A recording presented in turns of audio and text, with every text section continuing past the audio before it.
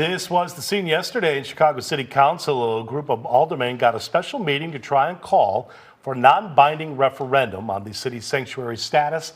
Those supporters now say that some aldermen have watered the language down, and that's what sparked the arguing in the gallery. And the meeting had to be dispersed. Obviously, an issue so hot it's led to Mayor Johnson's floor leader having to step down from that post amid charges that he accosted and he blocked another alderman, Alderman Emma Mitz, from getting to the council floor for a vote on this exact matter. All right, so you can see joining us now to talk more about this is Alderman Ray Lopez, and you support letting the voters decide on the sanctuary city. I think the big question is, if the voters decide, even if they say no, we still have all of these migrants here. What do we do with them? We have 20,221 migrants in the city of Chicago right now. Clearly, we are not coming up with a short or a long-term solution on how to house them, how to provide for them, with no direction from the state or the federal government where the failure starts originally. And I think we see time and time again, Chicago residents want to have their voice heard, even if it's just an advisory way to say, look, we need to reevaluate what keeps bringing them here. We know Illinois is a sanctuary, welcoming state. Regardless of what we do, that's not going to change. But the policy is the magnet, excuse me, for why so many people keep shipping them here.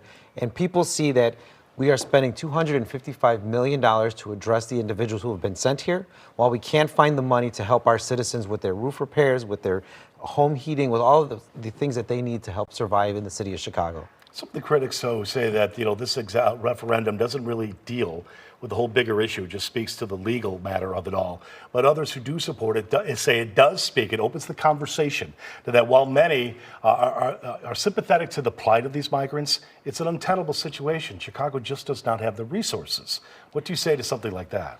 Well, I think we all have compassion for the fact when we drive past any of our police stations and you see a woman breastfeeding her children in a tent outside in November. That's not what we want to see in the city of Chicago under any circumstance.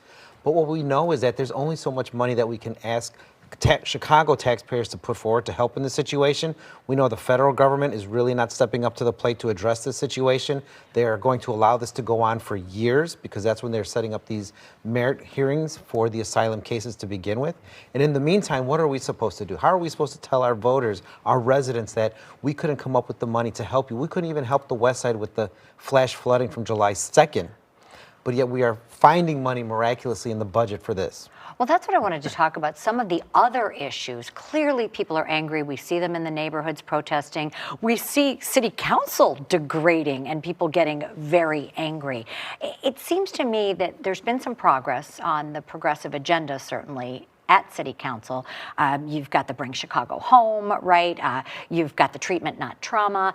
But you do have people who want money for floods and want money for other things. Are we going to be able to see any progress when things have degraded so much between the aldermen, between the mayor and the aldermen? I will always hold out hope in the legislative process that I am part of. But I think that you cannot move forward if you're refusing to allow people to have their voices heard, if you're refusing to bring them into the conversation, and if even at an advisory level you don't want to hear what the people have to say, that's only going to be more fuel to the fire that we see burning all around us. We need to tamper that down. We need to let people have a say and then decide from there how to proceed. And if we don't do that, the anger, the frustration, the animosity that's building all around us is only going to continue to grow. What worked in Brighton Park was that we were able to release some of that pressure by having a public meeting, putting the microphone there and saying, just come on in and tell us what you have to say. Even though we know we don't have the ability to effectuate change in another ward, it still gave people the ability to decompress and feel as though they were heard.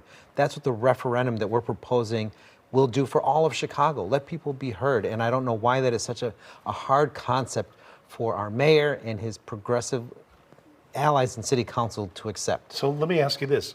How would you deal with this? Not only the referendum aside, how do you deal with helping these folks who are here right now?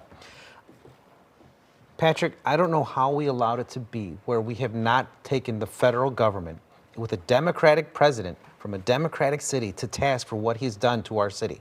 For 14 months now, no one has ever held Joe Biden or Kamala Harris responsible for the fact that the border crisis has become our backyard crisis. They are coming here for the Democratic National Convention. They've come here 3 times for fundraisers, and no one brings it up ever. We still haven't even asked for a federal declaration of emergency So what to do help you do? us. You give I- them. I would give them an ultimatum, say, to be "We perfectly need this honest. money right now." Either you step up to the plate and help Chicago, or don't come here for the Democratic National Convention. Period. Because many of these people are asylum seekers, and that means that's under the federal government in Correct. terms of who should be funding this. Correct. These are not just undocumented individuals who came here looking for work. These are people who have been given temporary protective status under the guise of asylum. Whether that's a legitimate claim or not has yet to be adjudicated. But in the meantime, if you're not assigning cases for 6 years, then the federal government needs to figure out how to take care of them for the next 6 years, because we are not their foster parents. We are not responsible, and we shouldn't be financially liable for them in this moment. Well, to end on that note, we thank you for being here. It's obviously part of a bigger conversation. So, we welcome your input moving forward Thank as you. well. Yeah, it's a tough topic. Thank you so much for being here.